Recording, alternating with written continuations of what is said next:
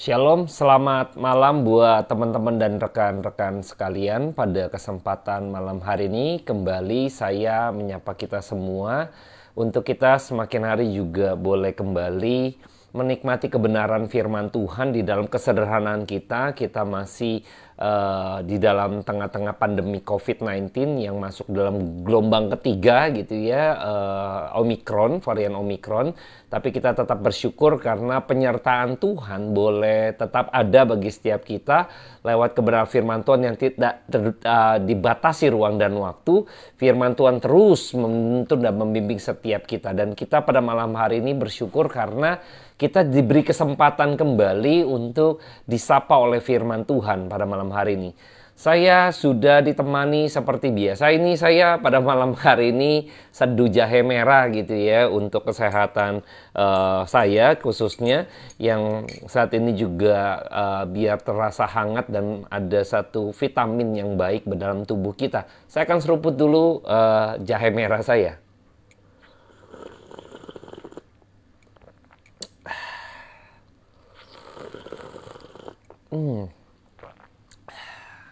Hangatnya gitu ya. Dan semoga pada malam hari ini kita juga boleh kembali dihangatkan iman kita oleh kebenaran firman Tuhan.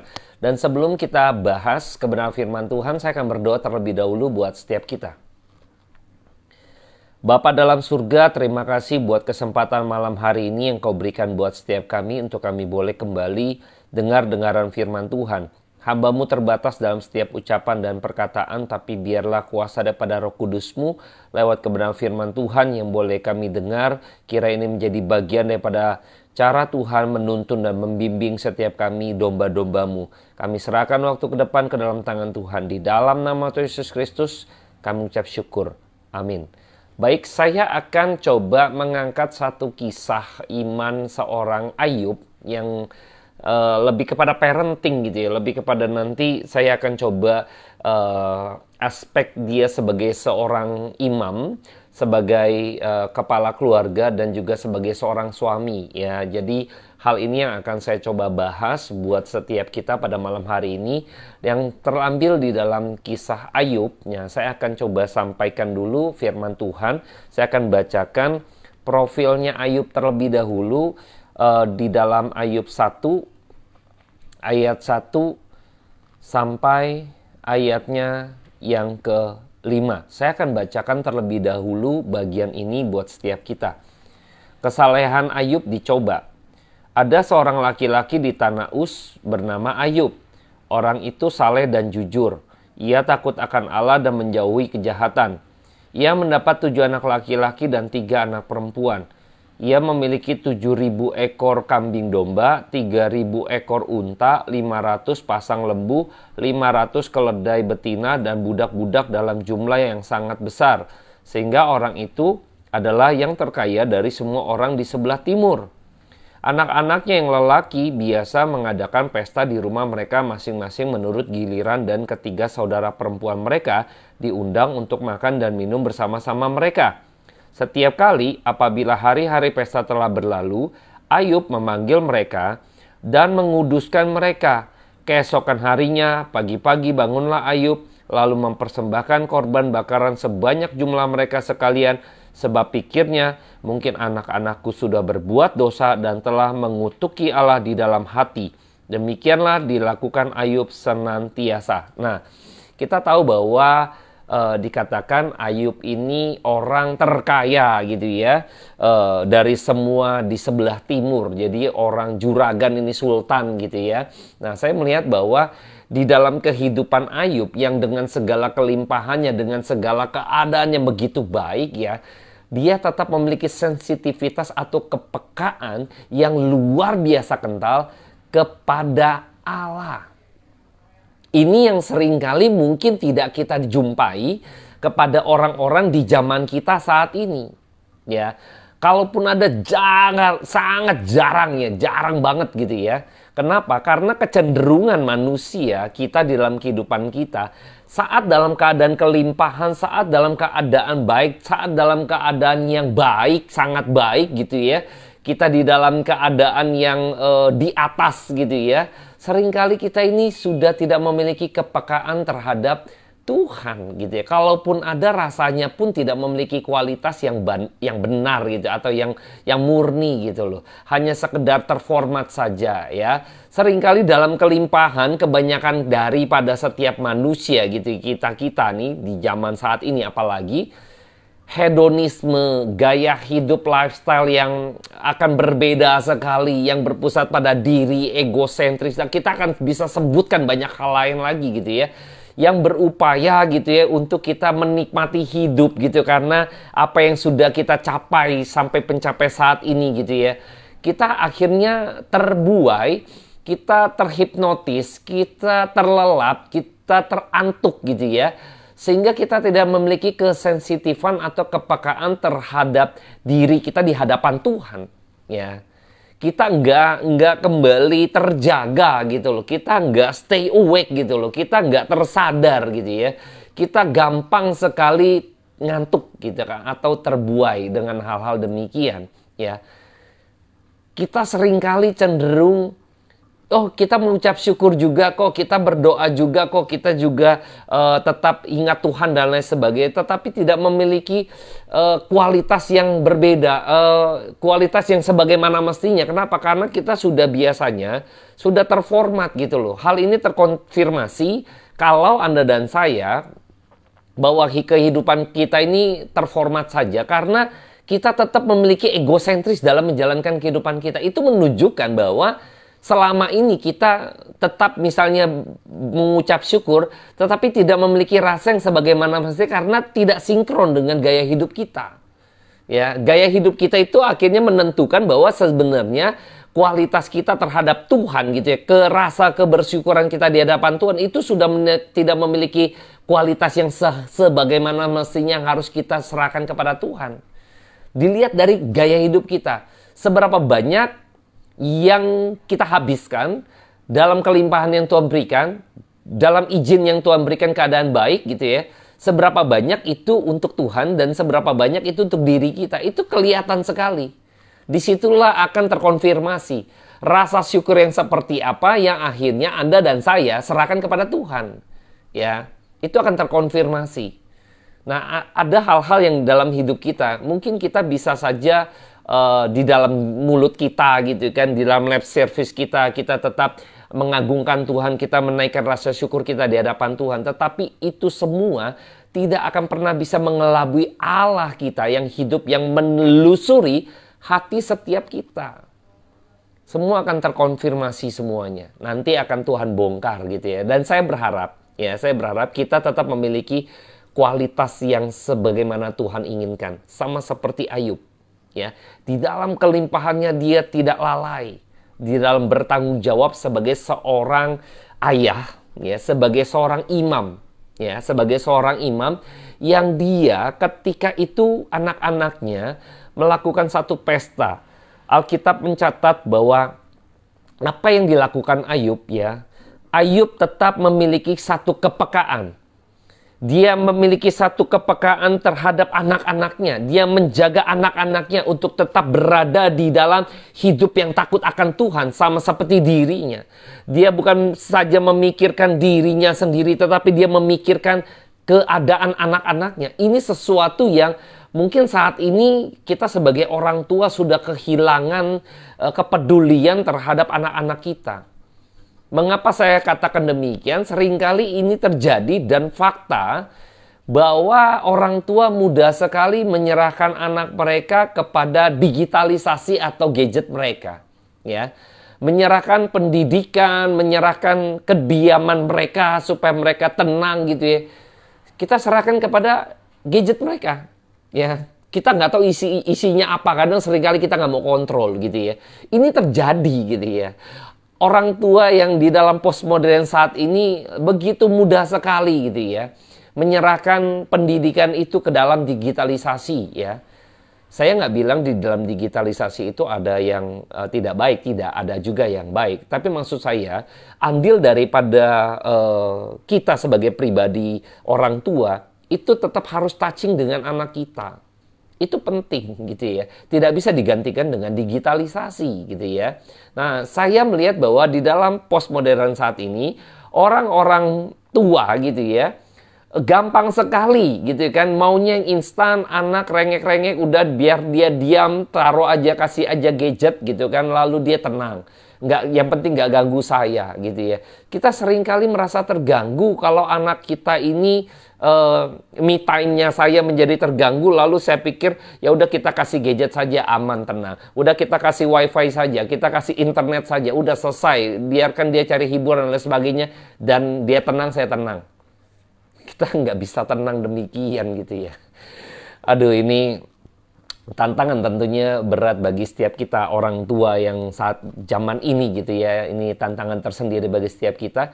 Tapi biarlah kebenaran firman Tuhan pada malam hari ini lewat kisah Ayub yang akan kita coba pelajari betapa Ayub memiliki tetap kepekaan yang begitu kental kepada di hadapan Tuhan. Saya akan coba baca ulang kembali apa yang dilakukan Ayub kepada anak-anaknya ya. Ayat 4 ya, dari ayat 4 dan 5. Anak-anaknya yang lelaki biasa mengadakan pesta di rumah mereka masing-masing menurut giliran, dan ketiga saudara perempuan mereka diundang untuk makan dan minum bersama-sama mereka. Jadi ada kebiasaan mereka di dalam fellowship ya, sebenarnya hubungan lebih kepada fellowship keluarga antar anak mereka gitu ya, satu dengan yang lainnya, saudara-saudara itu tergambar kental sekali hubungan harmonis. Mereka sering ngajak makan malam, fellowship bersama-sama gitu ya. Jadi ini penggambaran, bukan gambaran-gambaran yang juga pesta pora berlebihan, tidak, tapi lebih kepada keharmonisan yang tergambar di antara anak daripada Ayub ini gitu ya. Ini hubungan yang cukup baik ya. Mereka mengundang dari yang perempuan juga diajak dan lain sebagainya ya. Ayat kelima, setiap kali apabila hari-hari pesta telah berlalu, Ayub memanggil mereka. Nah, Ayub memanggil mereka. Ini yang pertama ya. Ayub memanggil mereka. Ini ada satu hubungan yang Ayub juga tidak mau terputus komunikasinya atau hubungannya secara secara pribadi gitu ya, pribadi dengan anak-anaknya. Nah, kita harus bisa meneladani Ayub ya di dalam kehidupan kita di dalam keluarga dengan anak-anak kita. Dia tidak melepaskan begitu saja. Kita tahu pada waktu itu tidak ada gadget gitu ya. Tetapi Ayub benar-benar menjaga hubungan itu, memanggil mereka di sini ketika memanggil mereka. Dan saya percaya karena Ayub ini takut akan Tuhan, dia adalah orang yang benar-benar hidupnya di dalam hadirat Tuhan itu. Dia benar-benar sungguh-sungguh di hadapan Tuhan gitu ya, nggak main-main gitu ya. Dia tentu menyampaikan satu pesan yang baik gitu ya, satu pesan atau kebenaran yang dinyatakan kepada anak-anaknya gitu loh. Karena Ayub ini orang yang saleh gitu loh. Ini orang yang intim, dekat dengan Tuhan. Lalu ketika dia memanggil, bukan sekedar memanggil, ada satu nasihat yang keluar dari mulut Ayub.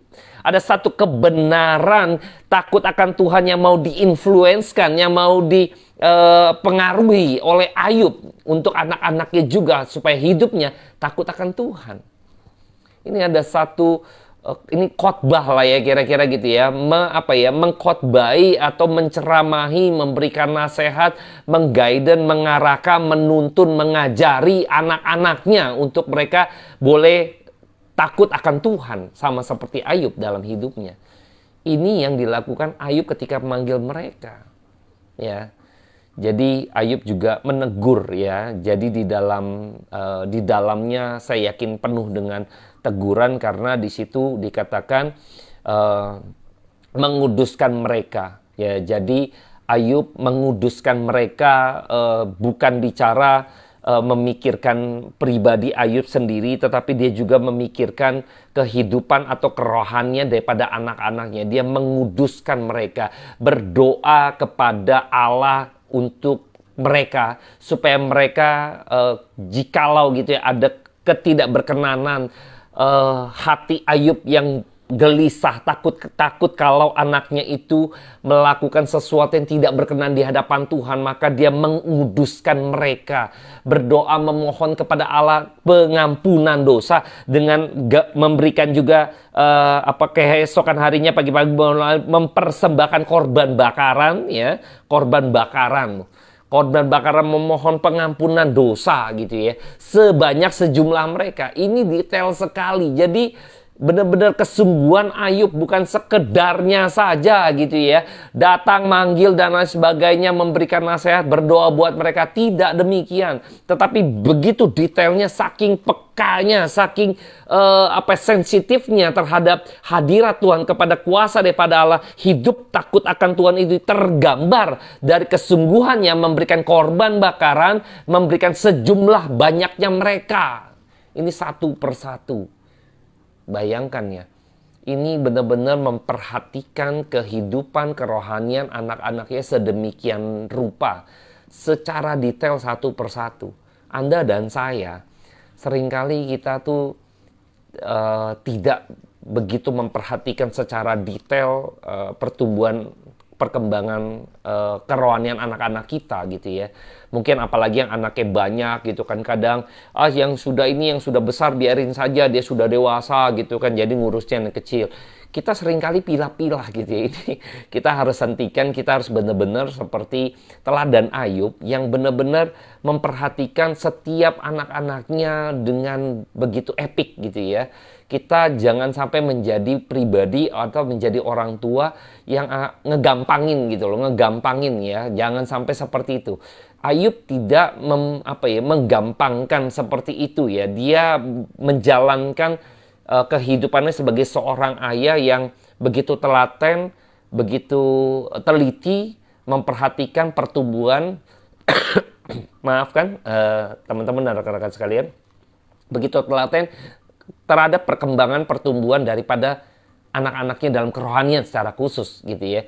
Jadi melihat sepak terjangnya, lalu dia ketika pesta, lalu dia pikir, jikalau mungkin anak-anakku sudah berbuat dosa dan telah mengutuki Allah di dalam hatinya. Ini kedalaman hati daripada seorang Ayub, melihat hati anaknya gitu, menyasar kepada hati anaknya.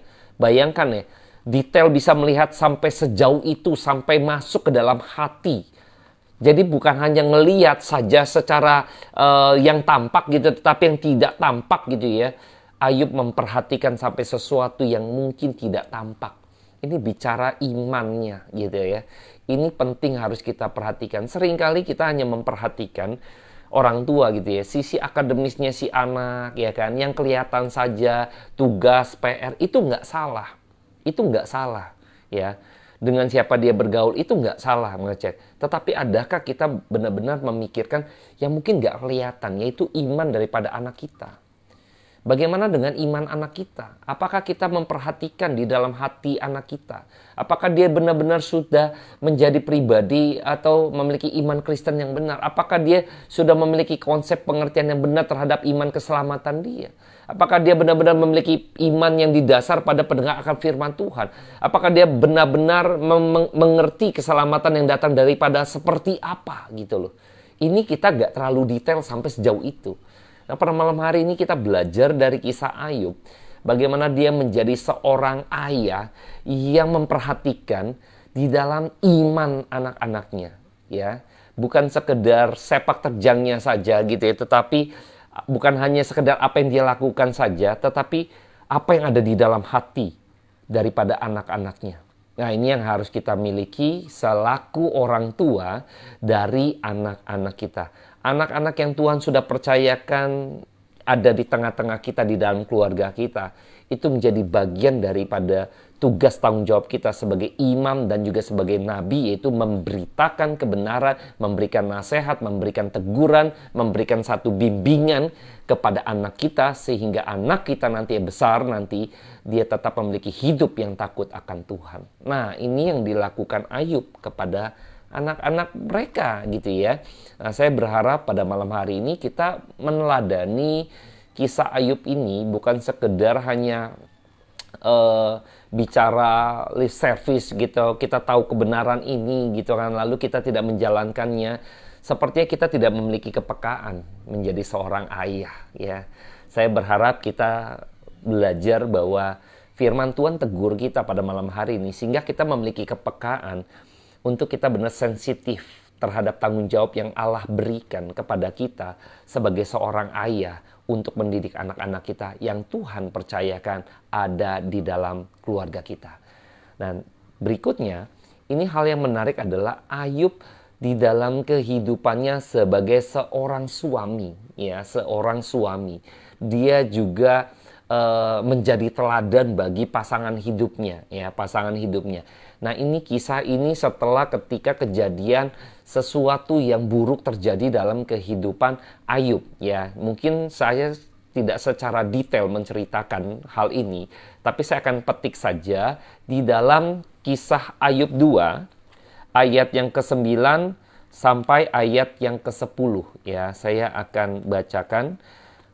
Maka berkatalah istrinya kepadanya, masih bertekunkah engkau dalam kesalehanmu? Kutukilah Allahmu dan matilah. Tetapi jawab Ayub kepadanya, engkau berbicara seperti perempuan gila. Apakah kita mau menerima yang baik dari Allah tetapi tidak mau menerima yang buruk? Dalam kesemuanya itu Ayub tidak berbuat dosa dengan bibirnya. Bayangkan ya. Nah, ini ketika pada waktu itu Ayub mengalami sebuah asetnya diambil, kebakar semua, anaknya meninggal, lalu sampai dianya juga sakit gitu ya. Lalu istrinya itu mengatakan supaya mengutuki Allah gitu ya. Dalam hal ini dikatakan Ayub tidak berbuat dosa gitu ya. Ayub tidak berbuat dosa terhadap bibirnya. Ayub tetap memegang gitu ya. Imannya tetap teguh ya. Sampai sejauh ini ketika dia harus mengalami sesuatu yang tidak menyenangkan. Lalu keluarganya, dalam hal ini istrinya yang juga pasangan hidup yang berada di sampingnya, pada waktu itu menjadi tanda petik gitu ya, memberikan pengaruh gitu ya untuk Ayub supaya dia mengutuki Tuhan Allah atau katakanlah berargumen gitu ya, berdalil gitu ya kepada Tuhan gitu ya, atau mengutuki, dikatakan di sini kutukilah gitu ya Allahmu gitu ya. Tetapi tidak didengar oleh Ayub. Istrinya mencoba memberikan pengaruh yang buruk terhadap iman Ayub. Tapi Ayub tetap sebagai seorang suami, dia menjaga imannya. Di tengah-tengah sekalipun istrinya yang dia kasihi, jikalau itu bertentangan dengan apa yang menjadi prinsip dia untuk takut akan Allah, maka orang yang dia cintai pun dia tidak mau dengar, ya. Bukan berarti jahat ya, tidak, tapi artinya cintanya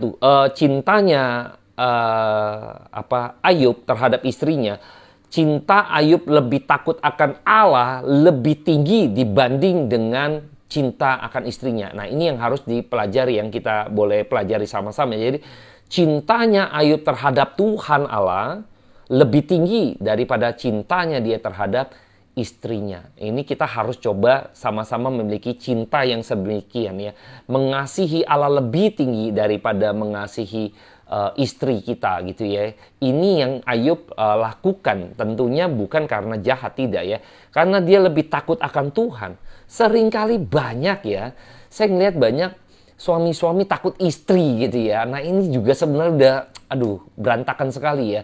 Hidup yang zaman saat ini gitu ya, terlebih lagi atas dasar atas nama emansipasi gitu ya, bahwa perempuan akhirnya boleh bekerja dan lain sebagainya, akhirnya berkarir. Ketika berkarir biasa gitu ya, berasa bahwa saya bisa cari uang sendiri gitu kan, lalu menguasai atau mendominasi suaminya, mempengaruhi suaminya, sepertinya nggak butuh suami juga nggak masalah, nggak mau dengerin suaminya mesti dengerin dia dan lain sebagainya. Ini sudah bablas. Ini bukan kebebasan lagi. Ini terjadi di dalam dunia kita saat ini gitu ya.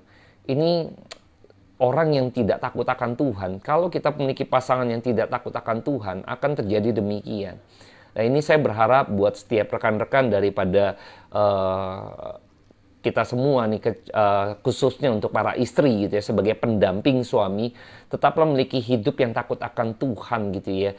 Tetaplah tunduk kepada otoritas yang Tuhan berikan di dalam keluarga, yaitu seorang suami menjadi seorang pemimpin. Ya, jadi tunduklah kepada mereka gitu ya. Bukan karena sekarang saya posisinya sebagai seorang suami, tidak, tapi Alkitab yang mengatakan gitu loh. Hai istri-istri, tunduklah ya kepada suami. Jadi bukan karena saya sebagai suami gitu kan ngomong gampang gitu kan, tidak, tapi Alkitab mengatakan demikian. Dan saya berharap juga kepada suami-suami, kasihilah ya, kasihilah istrimu ya, jangan diinjak gitu loh, jangan diinjak tapi dikasihi ya. Saya nggak bahas mengenai hubungan suami istri, tapi yang saya pengen tekankan kepada kehidupan Ayub sebagai seorang suami, dia tetap teguh ya, dia tetap tidak terpengaruh, dia memegang prinsip yang penting. Nah, sebagai suami harus berpegang pada prinsip yang penting, yaitu apa? Takut akan Tuhan, bukan takut akan istri. Ini pernah terjadi pada waktu Adam dan Hawa jatuh dalam dosa. Pada waktu itu Hawa memberikan makanan buah dari buah pohon pengetahuan yang baik dan jahat itu, akhirnya Adam ambil dan makan gitu ya. Artinya Adam dipengaruhi oleh Hawa, dikuasai oleh Hawa gitu ya. Nah, ini kan sesuatu yang akhirnya Adam tidak memegang prinsip. Dia karena mencintai istrinya dibanding takut akan Tuhan gitu loh. Ini kacau balau akhirnya ya. Ini akhirnya mereka jatuh dalam dosa. Nah, Ayub tidak. Ayub tetap teguh. Dia tetap memilih takut akan Tuhan dibanding mencintai istrinya gitu ya. Dalam hal ini mengikuti perkataan istrinya. Tidak. Ya, karena dia tahu dia sebagai seorang imam, dia sebagai seorang yang takut akan Tuhan, dia benar-benar berpegang dan takut akan Tuhan melebihi gitu ya, mencintai Allah gitu ya, melebihi dari dia mencintai istrinya. Maka dia tidak dengar istrinya ya. Nah, ini yang harus kita pelajari bahwa hendaknya kita kaum Adam, khususnya kaum pria gitu ya, sebagai suami, harusnya benar-benar kita hidup yang takut akan Tuhan ya. Kita pegang prinsip kebenaran firman Tuhan, kita pegang itu, maka kita sebagai imam yang kuat dan tangguh dalam situasi apapun, dalam penderitaan yang dilakukan Ayub. Ayub diuji begitu rupa gitu ya, dan Ayub tetap memuliakan Tuhan. Bayangkan gitu ya, enggak gampang. Nah, mungkin di konten berikutnya saya akan bahas hal-hal lain di dalam aspek yang bukan parenting gitu ya, mengenai Ayub ini. Karena Ayub ini begitu banyak pelajaran yang bisa kita dapati gitu ya. Dan pada malam hari ini saya bicara mengenai Ayub, mengenai sebagai orang tua gitu ya, dan juga sebagai suami, dan juga dia sebagai imam atas keluarganya. Dia menjaga. Inilah yang harus kita emban sebagai seorang pria, yaitu kita menjadi sebagai orang tua yang baik buat anak-anak kita, sebagai suami yang baik kepada istri kita, dan juga sebagai imam bagi keluarga kita. Hendaknya kita menjadi pribadi yang demikian takut akan Tuhan ya. Saya akan berdoa untuk menutup pada malam hari ini buat setiap kita. Bapa dalam surga, kami bersyukur karena malam hari ini hal yang demikian baik Tuhan bukakan bagi setiap kami. Ajar kami untuk kami menjadi orang tua yang bertanggung jawab atas apa yang Tuhan sudah berikan kepada kami, yaitu anak-anak yang Kau percayakan dalam keluarga kami, dan juga sebagai seorang pria Tuhan, sebagai suami, imam Tuhan bagi istri dan pasangan hidup kami Tuhan, yang sudah Engkau percayakan bagi kami untuk mendampingi kami semua Tuhan. Terima kasih Bapa. Kiranya kuasa daripada Allah, hidup takut akan Tuhan turun atas setiap kami ya Bapa. Di dalam nama Tuhan Yesus Kristus kami berdoa dan mengucap syukur. Amin. Terima kasih. Biarlah malam hari ini kita kembali diingatkan untuk memiliki sebuah tanggung jawab sebagai seorang kepala keluarga, orang tua, dan juga imam, khususnya bagi kaum pria ya. Tuhan Yesus memberkati.